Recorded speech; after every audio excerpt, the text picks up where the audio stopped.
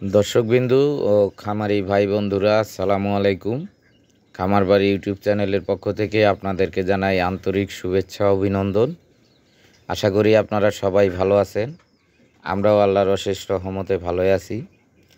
তো গত কয়েকদিন খুবই শৈত্যপ্রবাহর কারণে আমাদের গারলগুলাকে গোসল করাইতে পারিনি। তারপরও মাশাআল্লাহ সুন্দর রয়েছে। আর হলো যারা আমাদের ভিডিওটা দেখা শুরু করছেন, অবশ্যই একটা লাইক দিয়ে ভিডিওটা দেখা শুরু করবেন। তারপর আপনার সুন্দর একটা মন্তব্য কমেন্ট করবেন, সাবস্ক্রাইব করবেন। সাবস্ক্রাইব করার পরে বেল নোটিফিকেশন আইকনটি অল অপশন করে দিবেন। তাহলে আমাদের তথ্যমূলক ভিডিও আপলোড করার সাথে সাথে আপনার মোবাইলে নোটিফিকেশন চলে যাবে। তো আজকে 4 দিন পরে দেখেন আকাশে রোদ উঠছে, সূর্য দেখা গেছে। আর হলো যে আজকের যে টপিকটা, এটা হলো আমাদের এই ব্যবসাটা হলো ধৈর্যের ব্যবসা। এটা কোনো জুয়া খেলা না যে আপনি রাতারাতি বড়লোক হয়ে যাবেন। সেই টপিকটা নিয়ে আজকে কথা বলবো।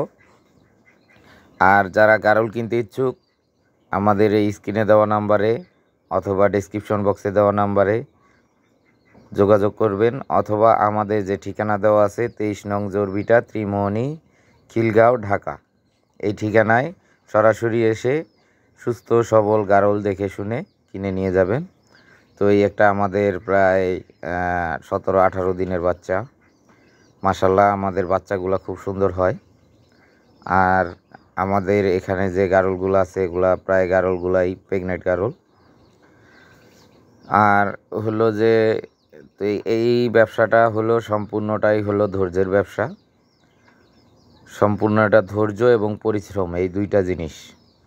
ধৈর্য যদি আপনি ধরতে পারেন, এখানে মেল জিনিসটাই হলো ধৈর্য। এখানে আপনার জয়, এখানে ক্ষয়, আবার এখানেই জয়।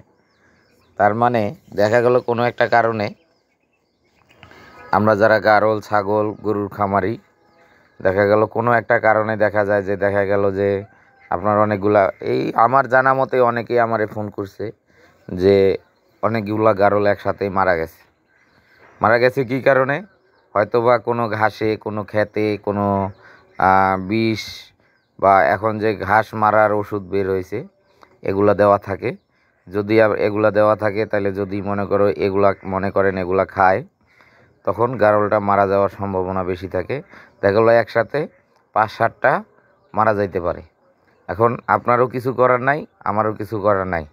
এখন আমি যদি এই ঘাসটার উপরে স্প্রে করে যাই, আপনি তো জানবেন না এখানে স্প্রে করছি। আপনি গারল নিয়ে এসে খাওয়াইলেন, তখন দেখা গেল যে আপনার গারলটা মারা গেল। তো এই জন্যেই বলছি যে এখানেই জয়, এখানেই ক্ষয়, আবার এখানেই জয়। আপনার অবশিষ্ট যে কয়টা থাকবে সে কটা দিয়েই আবার আপনি এখানে আপনার হইতে পারবেন। আর একটা কথা বলছি, সেটা হলো যে অবশ্যই আপনার এটা কোনো জুয়া খেলা না। এখানে আপনার রাতারাতি আপনি বড়লোক হতে পারবেন না। এখানে সময় দিতে হবে। সময়টাই হলো মেইন। যে আপনার এখানে প্রথম 1 বছর শুধু ইনভেস্টই করবেন। গারল খামার যারা দিবেন তারা অবশ্যই মাথায় চিন্তা ভাবনা নিয়ে গারল খামার দিবেন যে আমার এখানে 1 বছর শুধু ইনভেস্টই করতে হবে। তারপর 1 বছর পরে আপনি বাৎসরিক যে লভ্যাংশ পাবেন, সেটা দিয়ে প্রথম বছরের আপনার খরচ উঠবে। তারপরের বছর আপনার যা ইনকাম করবেন সম্পূর্ণটাই আপনার থাকবে।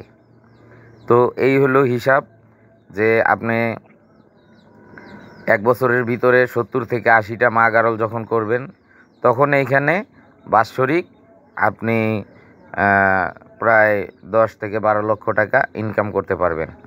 আর হলো যে যখন আপনি 200-300 পিস যদি আপনি একটা খামার করতে পারেন, তখন আপনি বার্ষিক না, তখন আপনি প্রতি মাসেই বিক্রি করতে পারবেন। এখান থেকে 15টা, 20টা, 30টা প্রতি মাসেই বিক্রি করতে পারবেন। তার কারণ যখনই আপনার 200-300 হবে, তখন 30 থেকে 35টা বাচ্চা আপনি প্রতি মাসে পাবেন। 35টা বাচ্চা যদি প্রতি মাসে পান, তাহলে প্রতি মাসেই আপনি সেল করতে পারবেন। তো যখন 300-400 করবেন, তো ওগুলো সময়ের ব্যাপার। ওই সব কিছু মিলিয়েই আপনার সময়ের ব্যাপার। সময় এখানে দিতেই হবে। যে এই জন্যেই বলছি যে এটা জুয়া খেলা না। এখানে আপনি রাতারাতি বড়লোক হতে পারবেন না। এখানে সময় দিতে হবে। যখন সময় দিবেন তখন হ্যাঁ আপনি বড়লোক হতে পারবেন একটা সময় পরে, যে 2 বছর 4 বছর 5 বছর পরে গিয়ে। কিন্তু এই 5 বছর আপনাকে পরিশ্রম করতে হবে, এটার পিছে সময় দিতে হবে। এই হলো আমাদের মানে খামার জগতের নিয়ম। তারপরেও মনে করেন যারা গরুর খামারি, তারা ওই যে মোটা তাজাকরণ করে 3 মাস 6 মাসে ইনকাম করে। আপনি প্রথম অবস্থায় এখানে 1 বছরে মানে 1 বছরের আগে কিছু সেল করতে পারবেন না। আপনার 8 থেকে 10 মাস পরে গিয়ে আপনি সেল করতে পারবেন। তো এই 8 থেকে 10 মাস আপনাকে এইখানে ইনভেস্ট করতে হবে। এটাই হলো আমাদের গারল খামারের ধৈর্য। তো এই বলে আজকের মতো শেষ করছি। আল্লাহ হাফেজ।